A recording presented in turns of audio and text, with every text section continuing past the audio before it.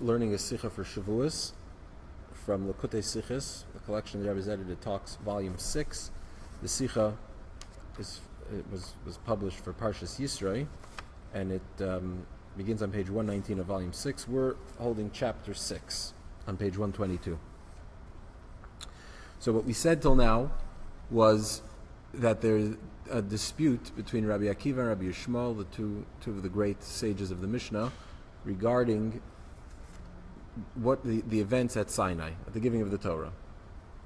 According to Rabbi Yishmael, when God said a positive command, I am God, your God, the Jews said, yes, we will observe that commandment. When God uttered a negative commandment, he said, do not commit murder, for instance, the people said, no, we won't commit murder. They said, al hein hein. They responded when he said something positive. They responded, hein, yes, we will do it. And when he said something negative, not to do, thou shalt not, they said, loi, we won't do it. According to Rabbi Akiva, they answered yes to everything. Yes, we will follow the positive commands. Yes, we won't violate the negative commands. Another dispute between the two of them was regarding the experience at Sinai, where according to Rabbi Yishmael, the people saw things that are seen and heard things that are heard. And according to Rabbi Akiva, they heard what is normally seen and they saw what is normally heard. And the Rebbe says that these two disputes between them, in general, whenever you find two sages arguing, and they argue in a number of places, generally, in Jewish traditional scholarship, we try to find a common thread, a theme that informs their opinion, so that there's a certain perspective that they have that then finds its way into their position on any number of topics, even things that on the surface maybe don't seem to be related. Certainly here, when we're talking about two things that are in the same place, talking about the giving of the Torah at Mount Sinai, so the Rebbe assumes that there's a link between these two disputes, that there's a common denominator between them, that Rabbi Akiva, who says they said yes and to both the positive and the negative, based on that, we can say that they saw what is normally heard and heard what is normally seen. And according to Rabbi Yishmael, who said they said yes to the positive and no to the negative, the experience was in line with that. The experience was that they saw what is seen and they heard what is heard. We need to understand it. In addition, we have to understand just in general, what's the difference whether they said yes to the negative or no to the negative? What's the difference if they said yes and no, or they said yes and yes? What's the difference? So we started explaining Rabbi Akiva. According to Rabbi Akiva, what would be the point of a miracle? We said that God doesn't perform unnecessary miracles. So what would be the point of performing a miracle that the people should be able to see what is normally heard and hear what is normally seen?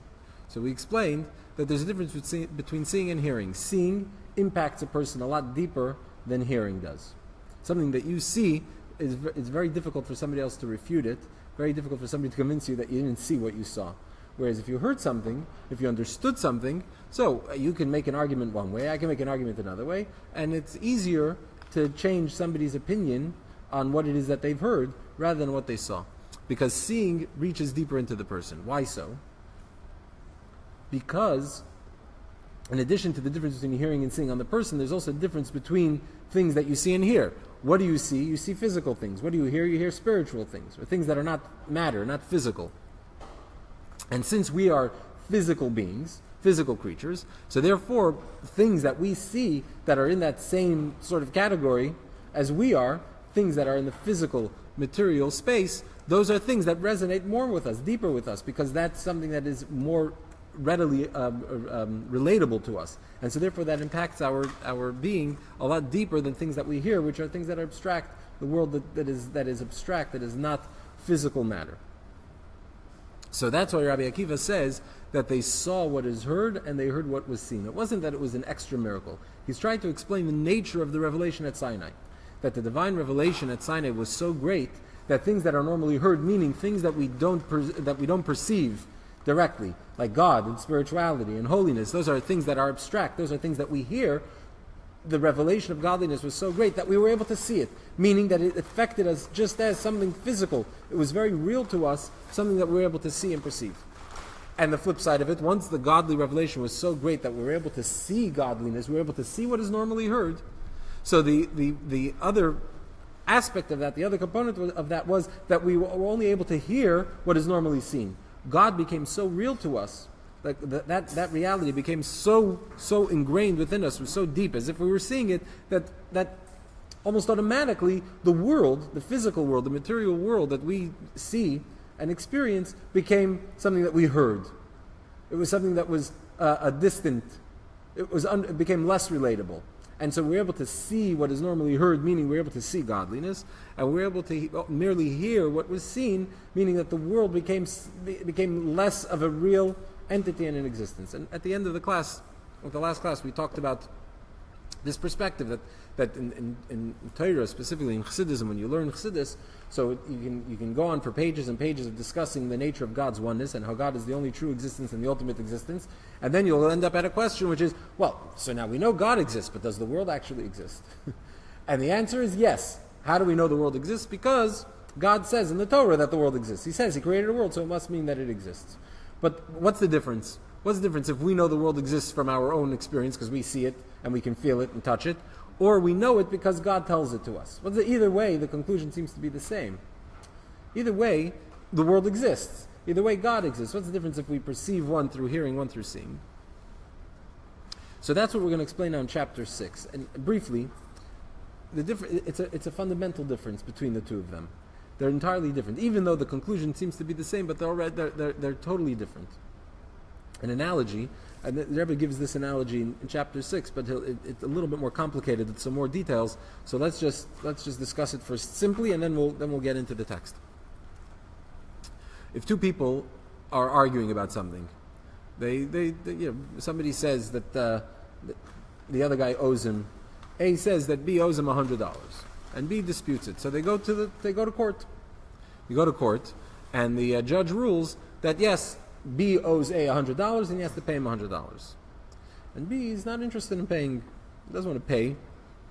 So A says to B, he says, look, we went to court, and there's a ruling. The law is you have to pay me. That's the law. You got to pay, because that's the ruling.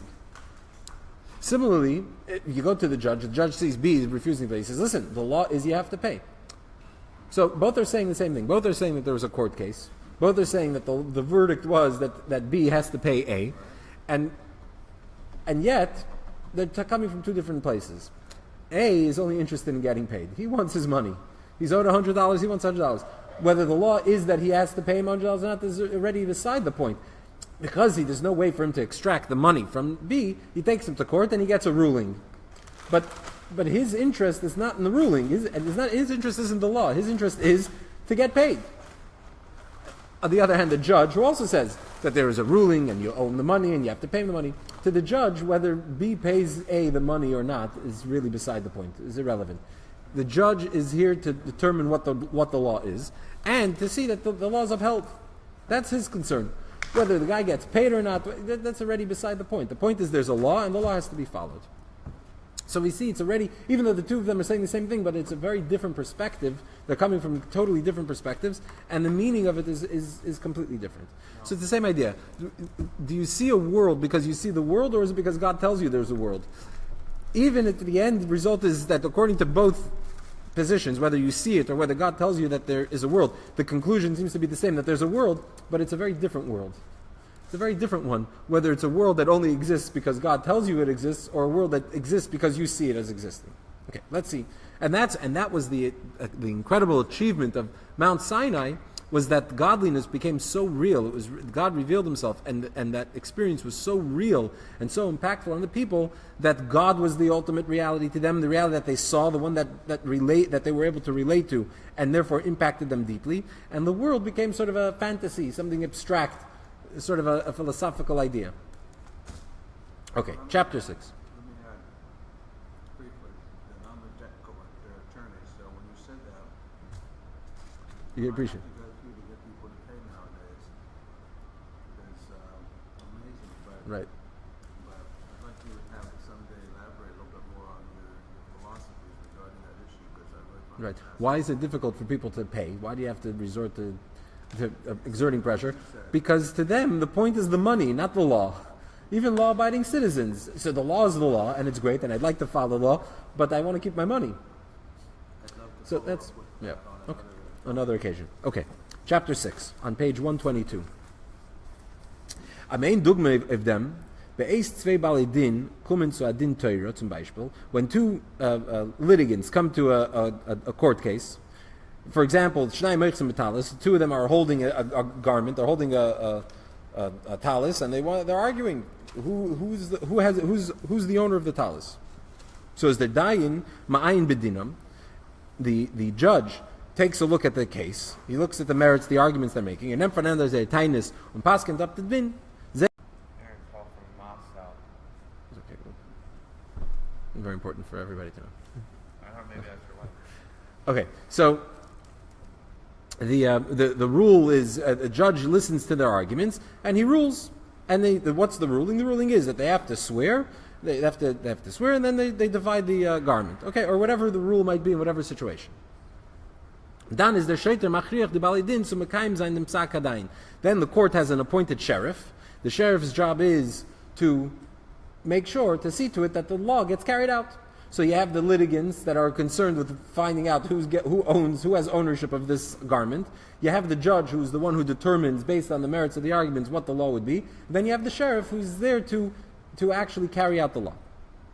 You have these three things: the svaris, the ideas, the arguments that mandate a certain ruling, the psak din, the ruling itself, and the shvu.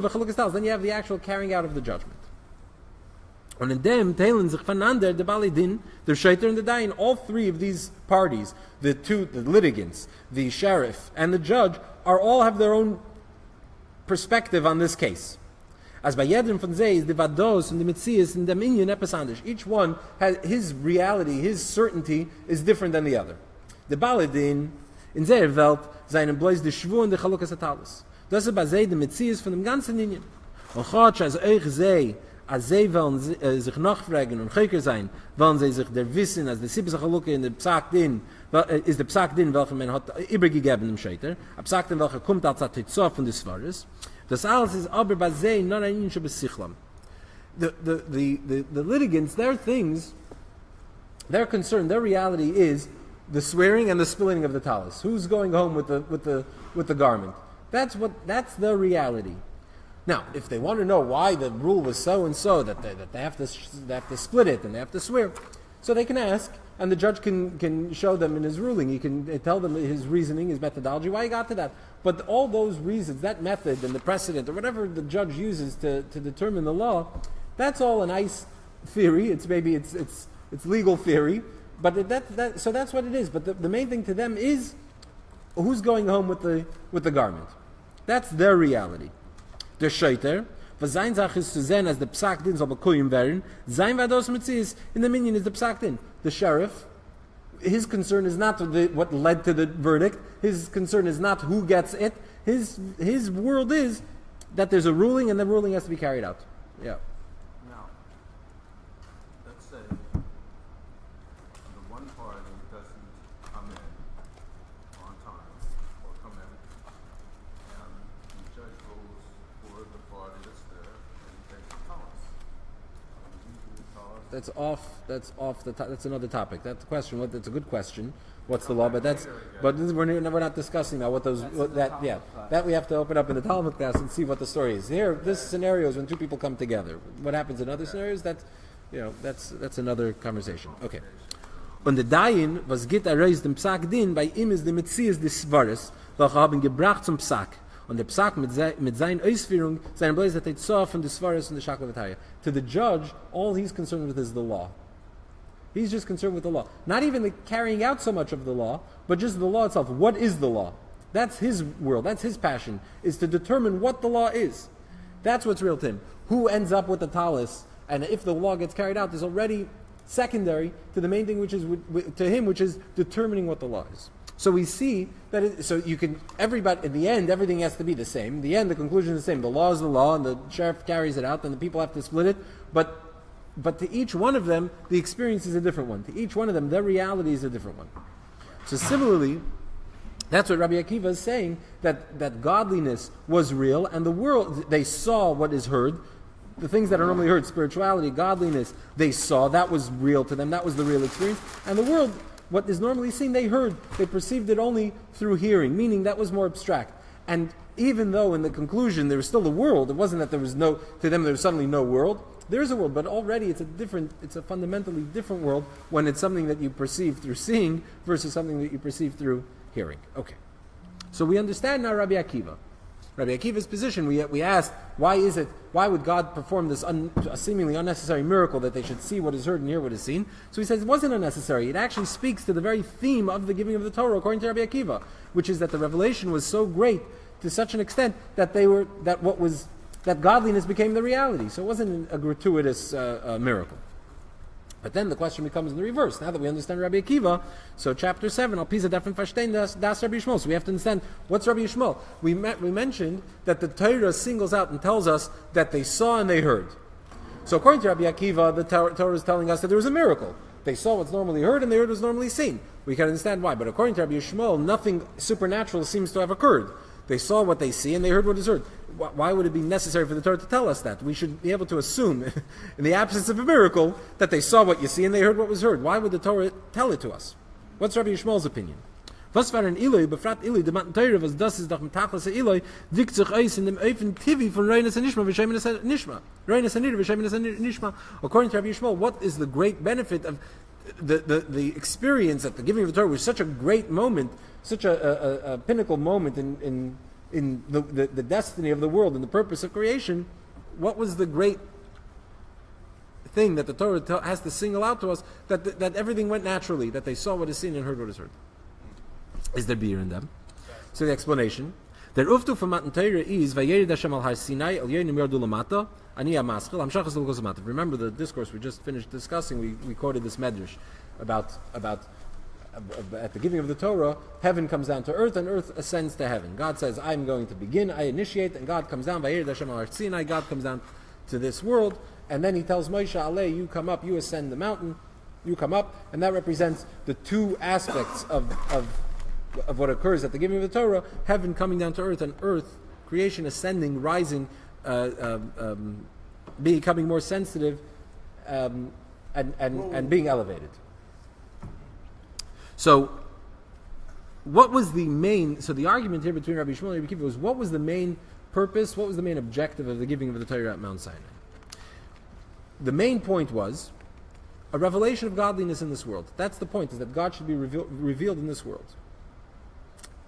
We're in this world, the lowest world. Remember, we talked that last time, just to familiarize yourself with the terms that are thrown around in Chassidus constantly. The idea of Hamshacha milmayla lamata, drawing from above to below, and Hala milmata lamayla, ascending, rising from below to above. So there's a drawing from above to below, heaven coming down to earth, and then there's ascending, earth rising to heaven. There's God being manifest in reality, and then there is reality becoming more sensitive, elevating, rising to be more receptive and sensitive to godliness, to perceive godliness. Those are these two modalities in which we bring heaven and earth together. So the main point of God, of the giving of the Torah, was that God should be revealed where? In this lower world. In this world. Where do we find that God is revealed in this world? If the world is elevated, then what happens is, then it's no longer a world. If we go down, Moses, taking the example of God telling Moshe to come up to the mountain. So Moses climbs up to the top of the mountain. Once he's at the top of the mountain, could you say that God came to the lowest place? He didn't come to the lowest place. There's a whole mountain under Moses' feet. Moses rises, and God comes down to Moses to the top of the mountain. But there's still it's not in the lowest place. Earth or creation has ascended, but therefore it's no longer considered down. It's no longer considered below. The point is, Amshachas Elokus Lamata, that God should be drawn down to this world, to the lower world, as Nimshach werden Elokus in Welt. Dafke wie Welt verbleibt in ihre Tevakdarim. Und doch soll sich dort der Herrin durch Teira der Neusner Teira Elokus.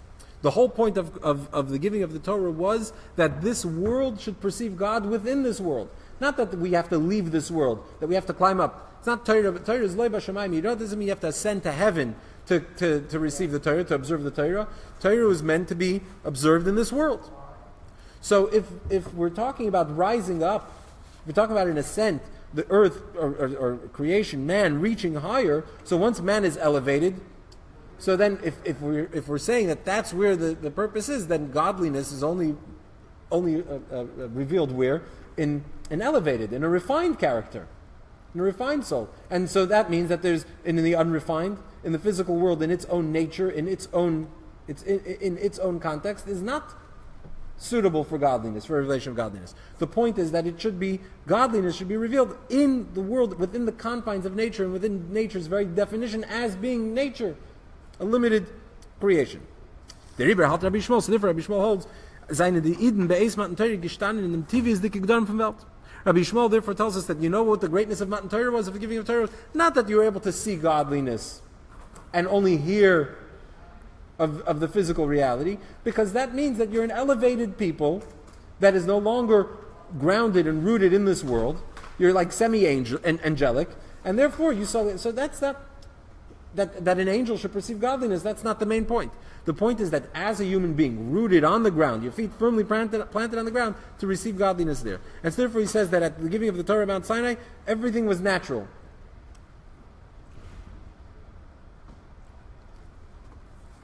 Aber dafke in dem hat sich Ares gesagt, der Uftu und Tachlis Ha'iloi. Als trotzdem, was Roin Anira, Veshemin Anishma, hat aber bei Matan Torah in Ad der Ri'io und in Ad der Shmiya auf so viel mehr gewinnt, der Emes Havayla Elam von Elikus, bis es das hat die Iden gebracht zum Tachlis Ha'bittel, Ve'inu Vayamdu Mirachik.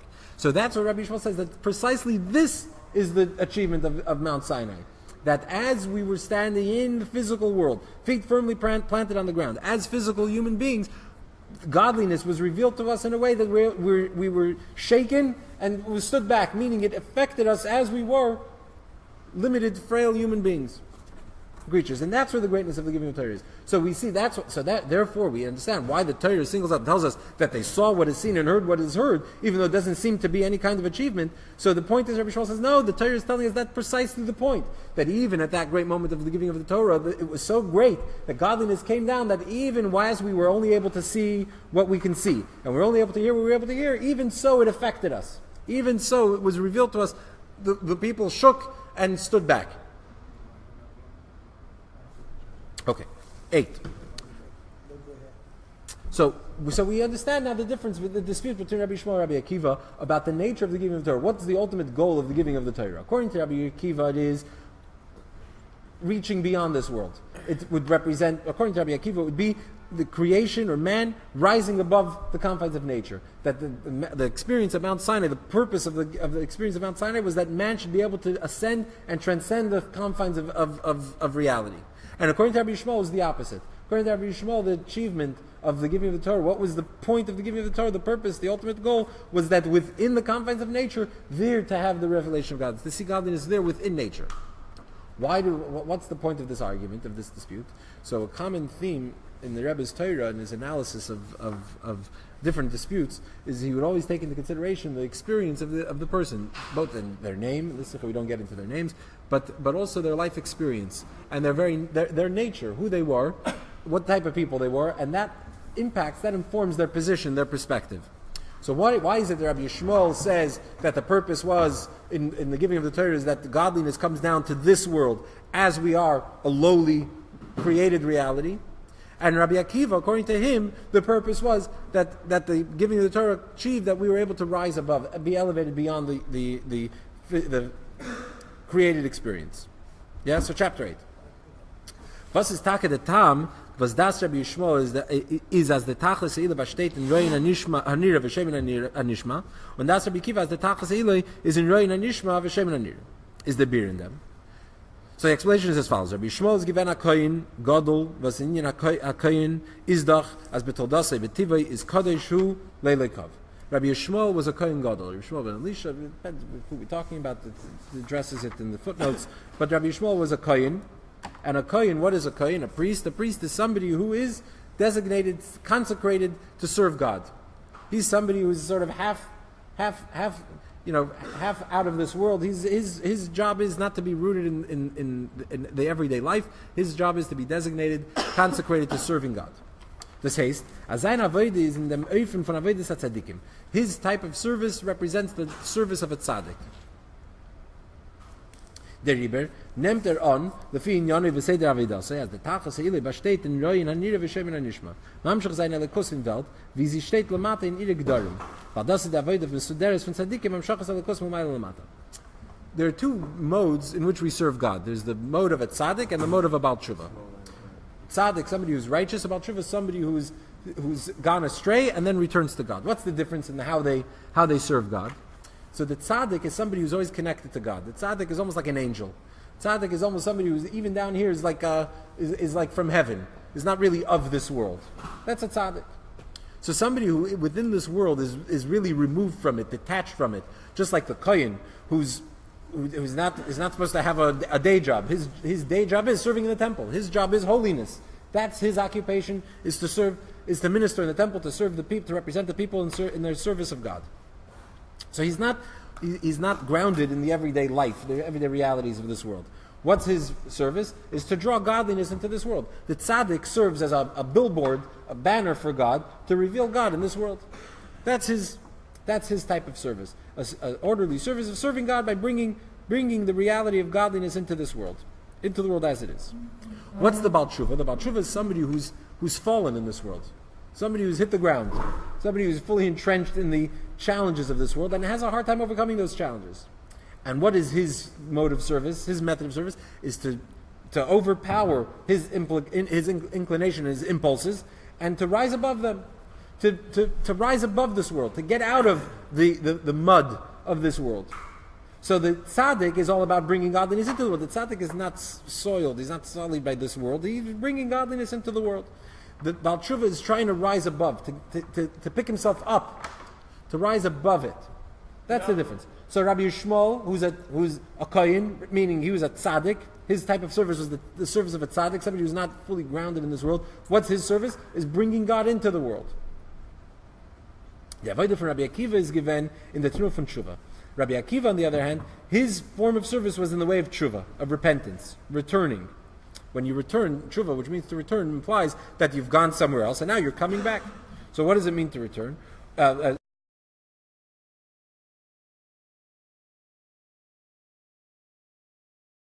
Akiva, till he was 40, was illiterate. And it was only at 40 that he started to study Torah, a very moving story that's discussed in the Gemara. He wasn't from Yid. Yeah, let's not get into that now. Yeah, but his story is fascinating. It's well known. Let's leave it. The point is that there was a time that he couldn't study. He was ignorant, and then he overcame his deficiency and started to study. Became a big scholar. On the Riber is sein avodah given in the Tnua from Tshuva. A raise game from Welt. His service was Tshuva, was returning, was leaving, was rising above to leave this world, departing this world. And we also find Rabbi Akiva even said as much about his nature and the nature of his service of God. Rabbi Akiva said, as Kol Yamav, had Rabbi Akiva gehabt die Tshuka sich t'moiser nefesh sein bepoil. Rabbi Akiva said, we'll get to this episode that we're quoting here later, that Rabbi Akiva said his whole life he wanted to try to experience, he had this desire to give his life for God. Self-sacrifice. What's self-sacrifice? To rise above your human instinct, which is to live, to survive, and to expire, to give your life for God. That goes against every human instinct. And that was his drive, his motivation, his desire was to do that. We know the teaching of the Baal Shem Tov that a person is wherever he wants to be. So if Rabbi Akiva wanted to have this, to be able to give his life in sanctifying God's name, which ultimately is what he ended up doing. That's how he actually died. So then even during his lifetime, he was already in that state of leaving this world. That means that since he desired it, so his whole life he was living a Mesiras Nefesh life, a self-sacrifice life. Und hier eine Sinnes, was the Fidaite besteht der Tachel so in Royin Hanishma v'Shem Hanira, in a reisging von Allah Gbals von Welt. And so we see Rabbi Akiva, his attitude, his perspective was tshuva, was Mesiras Nefesh, self-sacrifice, was leaving this world, rising above this world, the confines of nature. And so therefore, what does he say was the achievement of Mount Sinai? Was that they were able to see what was heard and hear what is seen. That they were able to leave the confines and the strictures of this world, of this reality. How are we doing in time? Should we keep going or should we stop? It's 10 after? I don't know. Oh, we have another few. We have 905? Okay, let's go. Test. 9. Mitzvahs anhalten in sich zwei Inyanim. This idea, so Rabbi Yishmael and Rabbi Akiva's dispute about the experience at Mount Sinai, whether they saw or whether they heard, we understand these two arguments. We even know where they're coming from. Rabbi Yishmael says what was the main purpose of Mount Sinai was to bring godliness into this world. Therefore, what's the chiddush? What is the novelty that the Torah tells about Mount Sinai? That is, in spite of the fact that the revelation at Sinai was the greatest revelation in history, nevertheless they saw what was seen, they heard what was heard. They remained human beings, feet firmly planted on the ground, and that's the greatness. That even as human beings living in this world, they were able to experience such a great revelation of godliness. Godliness came down here into this world, lamata, down here. According to Rabbi Akiva, his service, the service of tshuva, his attitude was leaving this world, rising above this world. The elevation, that man is elevated, that reaches higher, ascends to heaven. So he says, what was the achievement of Mount Sinai? What was the point of this incredible experience, this critical experience, was that they were able to see what is heard and hear what was seen. They rose above the human condition, the human experience. They left it. What was reality, the physical reality that were firmly planted to them, that was just something they heard. It was abstract. It was theoretical. What was real to them? Godliness. That was real. That explains their second argument about whether at Sinai, whether they saw what is seen or heard what was seen, and vice versa. But it doesn't explain yet their other argument, which is, what did they respond? When God gave them a commandment and told them, when they heard the commandments, did they say yes to the positive and no to the negative, like Rabbi Yishmael says, or did they say yes to the positive and yes to the negative? We haven't explained it. We said these two are linked, but we haven't explained it yet. So now we're going to get into chapter 9. Mitzvahs anhalten sich zwei Inyanim. Mitzvahs have two components to them. Number one is the Nekuda Meshutefes and the Tzad HaShaveh von alle Mitzvahs. Das, was sie alle sein in Atzivoi von Eibishten. There's a common denominator in all commandments. We know there are 613 commandments. There are 248 positive and 365 negative. And each one is very different. They're all unique. Each mitzvah has its own set of rules and practices and regulations. They're all very different. But there's a common denominator in all 613, which is that all 613 are God's will, what God wants. Therefore, when we, let's. I don't know if we'll have time to finish this. Let's see. The second component, die Mitzvahs teilen sich in Sugim. Bis zu der Inyan Prati, was ist da in jeder Mitzvah, besonder, was durch ihn wird aufgetan, als Sichot Prati in die Kirches von Menschen und in die Dvarim Gashim, welche sein Shaykh zu der Mitzvah befragt. Each mitzvah also has its own unique purpose. If all mitzvahs were the same, we wouldn't need 613. We'd only need one. So if the point of mitzvahs is only the general common theme of all of them, which is that you're fulfilling God's will, well, all you need is one mitzvah and you're fulfilling God's will. Why do we need 613? Because each one, like we said before, 248 positive, which we know correspond to the 248 limbs, 365 negative, corresponding to the 365 sinews. So each one affects a different part of the person, affects a different part of the world. Each one has its own unique light that it brings to the world. Every mitzvah is different. Und in die zwei Inyanim dricken sich die zwei Fani Avodah in Shittas von Rabbi Yishmael and Rabbi Akiva. These two components of a mitzvah, the common theme that's common in all of the mitzvahs and all 630 commandments, which is that they're God's will, and the distinct, unique nature of each specific mitzvah, as each one is different than the other, each one has its own unique contribution, its own unique impact, that we find this is the difference between Rabbi Yishmael and Rabbi Akiva. What's the main component in a mitzvah? When a person performs a mitzvah, he says in note 30, you have to have both things. There's a general intention that you have to have any time you perform a mitzvah, which is, I'm going now to fulfill God's will. But then there's also the unique, specific intent, specific to each mitzvah. This mitzvah is for this purpose, that mitzvah. In fact, some mitzvahs, if you don't even have the specific intent, you haven't fulfilled the mitzvah. You have to have a certain intent when you're putting on film, you're sitting in the sukkah, the analogy we gave when we were studying the Maimer. Part of the mitzvah is the intention, the idea that we're commemorating God's protection. That's unique to the mitzvah of sukkah. It's not that intention is not there, not present in all mitzvahs. So you have to have both. But what's the main intention to have? That's the question. What's the main one? And here we have the dispute. According to Rabbi Yishmael,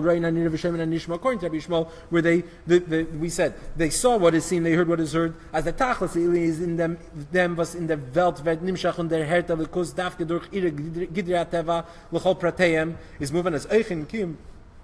Hamitzvos von Eden darf sein nicht bloß der hergisch Quali von Kabbalah soll mit Malchus Shemaim, nur der Iker zu der Herren und abgeben sich zum Uftan, dem bestimmten Inyan und Biri Prati, was jeder Mitzvah besonders tagt in sich.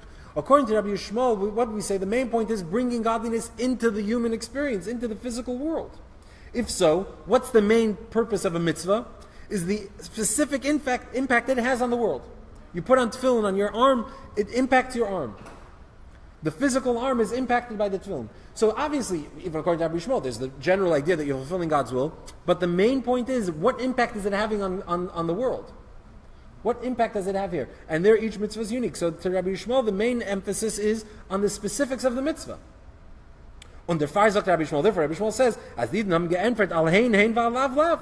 That when God said a positive command, they said yes. When He said a negative one, they said no. Why? Because they listen. What is God telling us? He's giving us a positive command that affects the world in one way, in a positive, active way. There's a negative command that affects the world in a passive way, in a passive way. So therefore, they answer in the negative, because it's the specific nature of that mitzvah that needs to be addressed, that needs to be related. And so therefore, when God said a positive command, they said, "Hein, yes, we'll fulfill." When God commanded a negative command, they said, "Loi, we won't," because we're talking about the specifics.